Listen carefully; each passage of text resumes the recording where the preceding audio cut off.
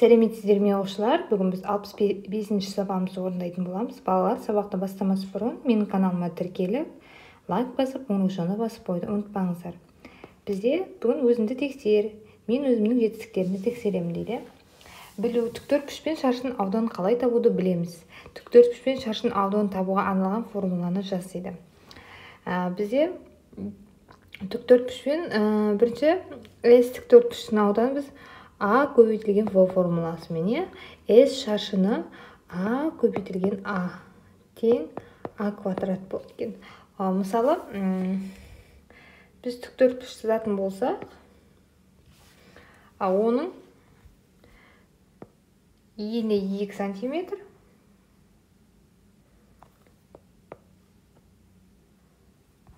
ұзындығы 4 сантиметр деп алайық. Сонда сол қабырғаларын біз көбейтеміз. Сол арқылы біз шығара алады екенбіз. Мына жерде 2 сантиметр, мына жерде 4 сантиметр деп алайын. Келесі екінші тапсырма. Түсіну дейді. Есепте тіктөртбұрыш шаршының ұзындығы мен ені табудың формулаларын жаз дейді. Тіктөртбұрыштың шаршының аудан табуға арналған формуланы қалай қолдану керектігін түсінетін боламыз дейді. Бірінші бізде ол формула бізде SA көбейтілген В формуласы, ол тіктөртбұрыш. Енді біз мына 63 сантиметр квадратымыз қалай шыққан мәнін көрсетеге. Сонда ол 9 көбейтілген В, демек В тең 63-мізді бөлеміз 9-ға. В тең, сонда бізде 7 сантиметріміз шығады екен. Сонда мына жерде бізде бірінші фигурада ұзындығы 9 сантиметр, S бұл бізде ауданы 60 сантиметр квадрат, ені нешеме биіктен белгілі, сол бізде 7 сантиметр болады екен. Келесі енді екінші фигурамызда ені 8 сантиметр, ауданы 64 метр квадрат дейді. Ол S тең А көбейтілген А формуласы. Ол бізде шаршы, сонда 64-міз тең А көбейтілген С, А тең 8 сантиметрімізге тең екен. Демек, бұл жерде бізде ұзындығы 8 метрге тең болады екен. Мына жерде метр болады бізде.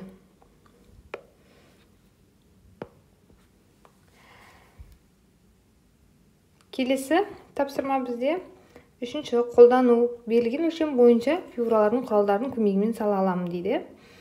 Бізде ұзындығы 45 мм деп тұр. Болатын кесіндіні сіз оның ұштан А және В әріптермен белгіле. А нүктесінің радиусын кесінді ұзындығына тең шеңбер сыз дейді. Бізде мына жерде А дәл радиусын табу үшін мен ортадан сызам. Сонда бізде А кесіндісі, дәл ортасы ол бізде В кесіндісі дейміз. Ол бізде 45 мм деп тұр. Енді біз радиусы А, В кесіндісі ол 45 мм деп тұр. Енді бізде, мысалы, А мен В кесіндісін сызу үшін, мысалы, біз екі кесіндіні алайық. Мына жерде А және В кесіндісі ортада бізде 45 мм. Сонда біз калькулятормен алатын болсақ, мына бетін бұлай домалақтап сызып шығатын болсақ, бізде циркульмен бетіп сызып шықсаңыздар, мына кесіндіміз шығады екен балалар. Біз солай түсіндіргіміз келген. Енді келесі талдау. Тіктөртбұрыштың шаршының қабырғалары мен ауданын табуға берген есептерді талдап шығара аламыз. Тіктөртбұрыштың ауданына қарап мүмкін нұсқаларды ата, бұлардың ішінде шаршы бар ма дейді. Бірінші фигурада бізде ұзындық сантиметр белгісіз, ені белгісіз, ауданы 12 сантиметр квадрат дейді. Бірінші S бізде 12 сантиметр квадратымыз. S тең 12-мізді бірге көбейтеміз, 12 сантиметр квадратымыз болады екен. Енді S тең бізде 6-мізді көбейтсек 12, ол бізде 12 сантиметр квадратымыз шығады. Енді S тең 4-мізді көбейтеміз 3-ке, ол бізде 12 сантиметр квадратымыз шығады. Енді А тең 12-ні 6-ны және 4 сантиметр.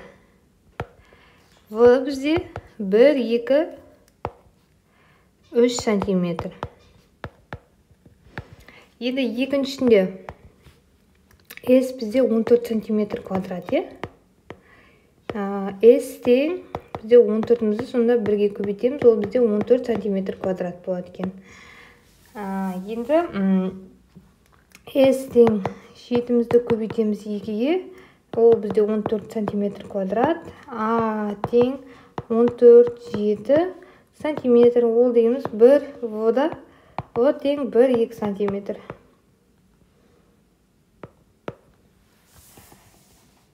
Енді үшінші бізде фигурада бізде ұзындығы ені белгісі 16 сантиметр квадрат деп тұр. Үшінші бізде S тең 16 сантиметр квадратымызды.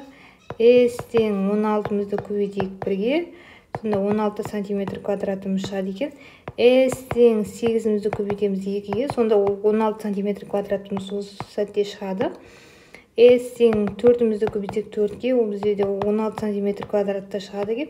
Қандай мәнде сол 16 сантиметр квадратты көбейткенде осы 8 бен 16, 4 бен 4-мізді көбейтсек шығады екен. А тең демек 16-да 8, 4 сантиметр мәндеріне шығуға болады екен. В тең бұл бізде енінде 1, 2, 4 сантиметрді шығуға болады екен. Балалар, осы нұсқаларды қарастырып көрсек болады. Келесі бізде жинақтау, тіктөртбұрыш үшбұрыштың ауданын таба аламын дейді. Ұзындығы 6 сантиметр. Ұзындығы 6 сантиметр. Және ені 3 сантиметр дейді. 3 сантиметр. Тіктөртбұрышты салып, оны бірде 2 бұрыш, 3 бұрышқа бөл. Ортасынан бөліп қойды. Әрбір тіктөртбұрышты үшбұрыштың ауданын тап, неге бірдей нәтиже алынғанын түсіндір дейді. Бізде 2-ге бөлдік. Енді S тіктөртбұрышты 3-ті мына біз ені мен ұзындығын көбейтсек, ол бізде 18 сантиметр квадратқа тең болып тұр екен. Енді S үшбұрыштың біріншісін табатын болсақ, біз 18 сантиметр квадратымызды бөлеміз 2-ге, яғни екінші бөлігіне. Сонда ол бізде 9 сантиметр квадрат шығады екен. Енді S үшбұрышы екінші бізде 18 сантиметр квадратымызды бөлеміз 2-ге, сонда олда да 9 сантиметр квадратымыз шығады екен балалар. Осылай дәлелдесек болады. Енді сонда мына жері бізде 3 сантиметр болып тұрғаны. Мына жерде бізде 6 сантиметр болып тұрғаны белгісіз, белгілі. Яғни ұзындығы мен ені 3 сантиметр, ұзындығында 6 сантиметр болып тұр екен. Келесі бізде бағалау дейді. Жазықтықты нүктелердің дұрыс орналасқанын тексере аламын дейді. Нүктелер дұрыс орналасқан ба тексер. 9-дан 1, 1-ден 3, 6-дан 5, 4-ден 5, 6-дан 10 белгі нүктелердің дұрыс координаталарын жаз дейді. Бізде бірінші Е нүктесін табайық. Е нүктесін ол бізде 9 бен және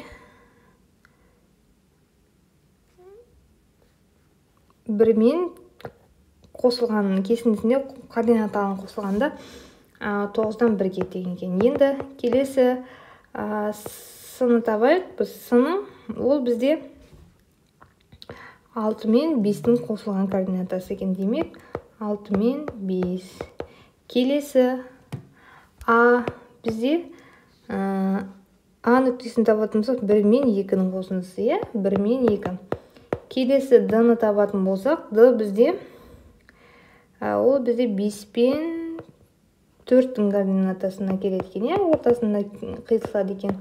Келесі В-ны табатын болсақ, В бізде ол 6 мен 9-дың ортасында қиылысып тұр екен. Яғни 6 мен 9. Енді бізде координаталары дұрыс еместерін жазатын болсақ, жоқ деп есебінде ол бізде 1-де 3-те жоқ екен. 1-де 3-те жоқ екен. және 4-те 5-те жоқ екен. Және 6-да 10-да бізде жоқ екен,